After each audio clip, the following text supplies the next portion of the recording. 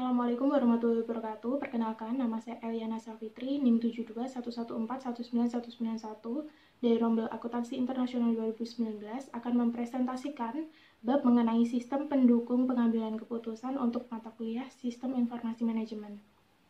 Yang pertama, apa yang disebut dengan pembuatan keputusan? Yang pertama, kita akan membahas tentang pemecahan masalah dan pembuatan keputusan. Disadari bahwa pemecahan masalah terdiri atas respon terhadap hal yang berjalan dengan baik, serta terhadap hal yang berjalan dengan buruk dengan cara mendefinisikan masalah. Telah dijelaskan bahwa dalam proses penyelesaian masalah, manajer terlibat dalam pembuatan keputusan. Keputusan didefinisikan sebagai tindakan pilihan dan seringkali perlu untuk mengambil banyak keputusan dalam proses pemecahan satu masalah saja. Kemudian yang kedua, fase pemecahan masalah, di mana terlibat dalam aktivitas intelijen, aktivitas perancangan, aktivitas pemilihan, dan aktivitas pengkajian. Yang ketiga, kerangka pikiran pemecahan masalah. Dalam bab 2 telah ditampilkan dua kerangka berpikir yang berguna dalam pemecahan masalah, yaitu model sistem umum perusahaan dan model 8 elemen lingkungan. Kemudian yang keempat, pendekatan sistem, yaitu deretan langkah yang dikelompokkan ke dalam 3 tahap: upaya persiapan, upaya pendefinisian, dan upaya pemecahan. Dan yang terakhir, pentingnya cara pandang sistem. Cara pandang sistem akan 1. Mencegah manajer agar tidak bingung karena kompleksitas struktur organisasi dan detail pekerjaan. 2. Menekankan pentingnya memiliki tujuan yang baik. 3. Menekankan pentingnya semua bagian organisasi untuk bekerja sama. Yang keempat, mengangkat hubungan antara organisasi dengan lingkungannya. Dan yang kelima, menempatkan nilai tinggi pada informasi yang didapat dari input yang hanya dapat dicapai melalui sistem perputaran tertutup. Yang selanjutnya, membangun konsep. Yang pertama, elemen-elemen pemecahan masalah. Yang pertama, solusi masalah sistem adalah solusi yang membuat sistem tersebut memenuhi tujuannya dengan paling baik. Kemudian perbedaan antara keadaan saat ini dengan keadaan yang diinginkan disebut dengan kriteria solusi, atau apa yang harus terjadi agar saat ini berubah menjadi situasi yang diinginkan. Kemudian tanggung jawab manajer adalah mengidentifikasi solusi alternatif yang selalu ada. Kemudian setelah berbagai alternatif diidentifikasi, sistem informasi dapat digunakan untuk mengevaluasinya. Kemudian batasan lingkungan, yaitu tekanan dari berbagai lingkungan yang membatasi aliran sumber daya dari dan keluar perusahaan. Selanjutnya, memilih solusi terbaik. Terdapat 3 pendekatan. Yang pertama, analisis, yaitu evaluasi pilihan-pilihan secara sistematis dengan mempertimbangkan konsekuensi pilihan-pilihan tersebut pada tujuan organisasi. Yang kedua, penilaian, proses pemikiran yang dilakukan oleh seorang manajer. Dan yang terakhir, penawaran atau negosiasi antara beberapa manajer. Kemudian yang selanjutnya, permasalahan versus gejala. Gejala atau simptom adalah kondisi yang dihasilkan masalah. Pentingnya melihat perbedaan masalah dengan gejala adalah agar kita tidak menghabiskan banyak waktu dan uang untuk menyelesaikan permasalahan yang salah atau sesuatu yang sesungguhnya bukanlah sesuatu masalah. Kemudian yang selanjutnya, struktur permasalahan. Masalah terstruktur, terdiri atas unsur dan hubungan antara berbagai elemen yang semuanya dipahami oleh orang yang memecahkan masalah. Kemudian masalah yang tidak terstruktur adalah masalah yang tidak memiliki elemen atau hubungan antar elemen yang dipahami oleh seseorang yang memecahkan masalah. Kemudian masalah semi terstruktur adalah masalah yang terdiri atas beberapa elemen atau beberapa hubungan yang dipahami oleh si pemecah-pemecah dan beberapa yang tidak dapat dipahami. Selanjutnya, jenis keputusan. Yang pertama, putusan terprogram, bersifat relatif dan rutin. Dalam hal prosedur tertentu digunakan untuk menanganinya, sehingga keputusan tersebut tidak perlu dianggap de novo atau baru setiap kali terjadi. Kemudian yang kedua, keputusan yang tidak terprogram, bersifat baru, tidak terstruktur, dan penuh dengan konsekuensi.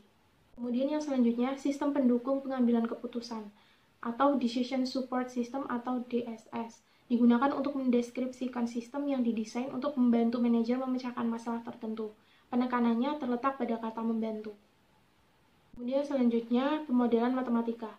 Yang pertama, jenis model. Terdapat 4 jenis. Yang pertama, model fisik, merupakan gambaran 3 dimensi entitasnya.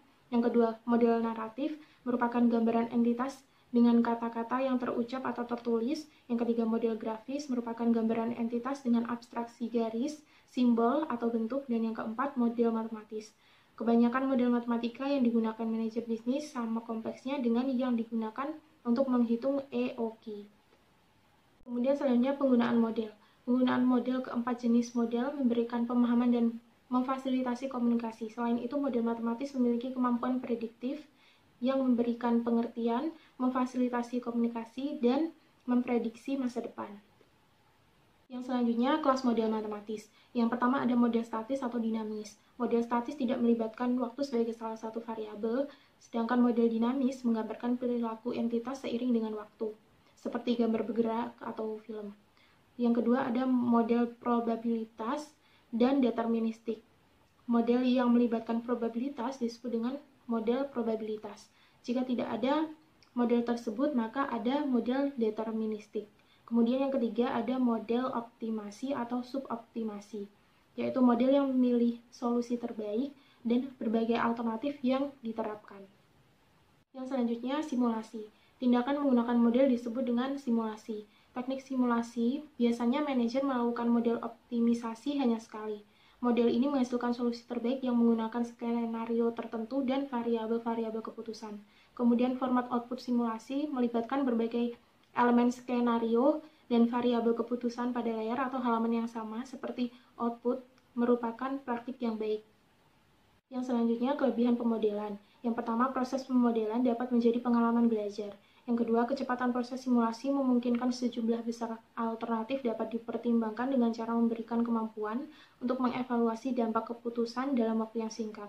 Kemudian yang ketiga, memberikan kemampuan prediksi atau pandangan ke masa depan. Kemudian terakhir, model tidak semahal upaya uji coba. Sedangkan kekurangan pemodelan, yang pertama kesulitan untuk membuat model sistem bisnis akan menghasilkan model yang tidak mencakup semua pengaruh terhadap entitas. Kemudian yang kedua, kemampuan matematis tingkat tinggi dibutuhkan untuk merancang model yang lebih kompleks.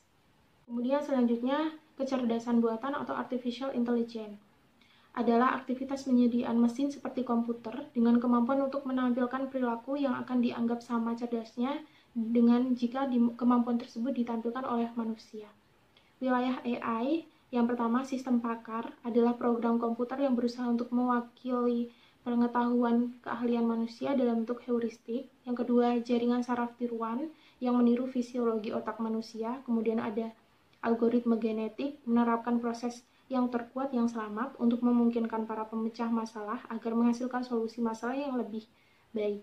Kemudian yang terakhir ada agen cerdas, digunakan untuk melakukan tugas yang berkaitan dengan komputer yang berulang-ulang. Kemudian yang selanjutnya, daya tarik sistem pakar.